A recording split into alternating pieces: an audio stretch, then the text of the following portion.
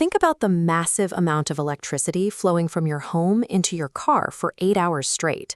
A botched electric vehicle charger installation leads to melted wiring and, in the worst cases, lethal electric shocks. To guarantee your home setup is completely safe and legally compliant, we're going to build an EV charger spec checklist. Grab a notepad, then walk over and locate your home's main electrical consumer unit. We're going to audit your system together. Completing this checklist puts you in control. You will know exactly what components you are paying for, ensuring a contractor doesn't sell you a dangerous or underpowered system. Step 1. Check your main supply. Look for the main service head, or fuse, right next to your electricity meter. You are looking for a printed label that shows its specific amperage rating.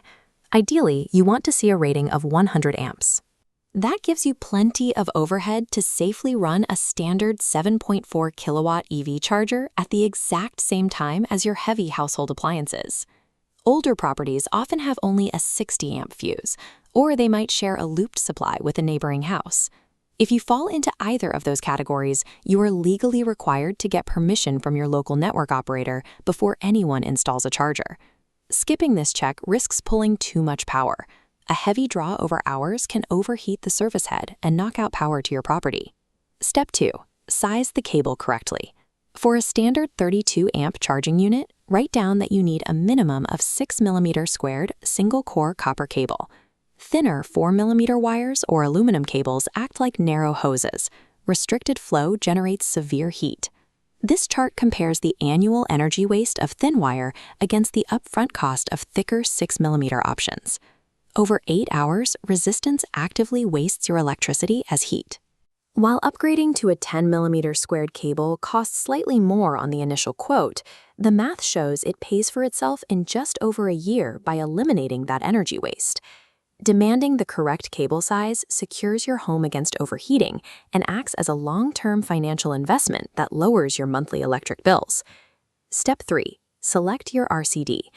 Your EV charger must be installed on its own dedicated electrical circuit, completely separated from the rest of your house wiring.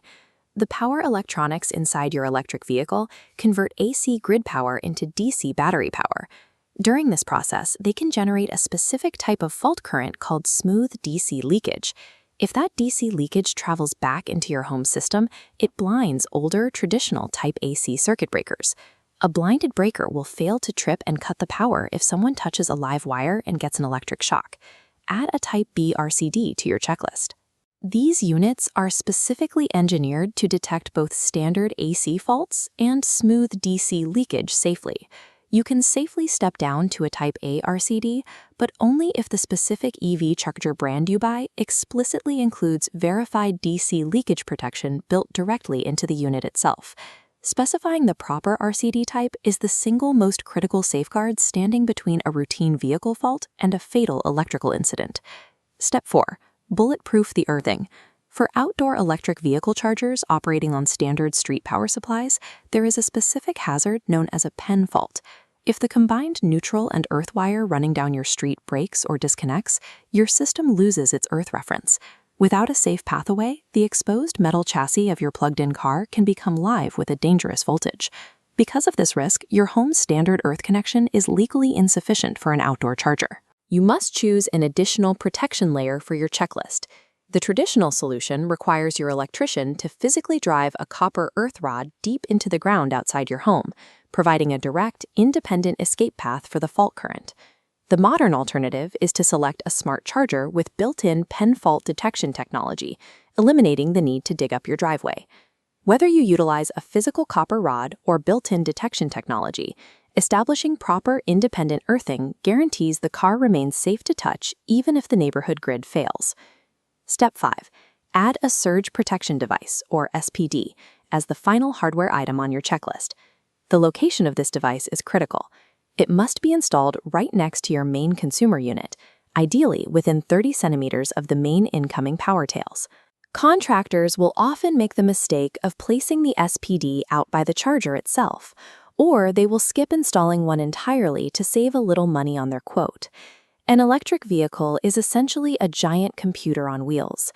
A properly placed surge protection device protects that massive financial investment from being destroyed by grid spikes or lightning strikes. You have successfully built your 5-point EV charger specification checklist. Let's review the finalized parameters. You have confirmed a 100 amp main fuse, specified a 6mm minimum copper cable, selected a Type B or appropriate Type A RCD, verified your pen protection, and required an SPD at the main incomer. You can now hand this exact checklist to any electrician to receive a safe, accurate quote. When installation day arrives, use it to verify the actual materials they bring to the job. To dive deeper into the hardware, click the link on screen to watch our detailed wiring guide on Type B RCDs, and subscribe for more no-nonsense electrical safety tutorials.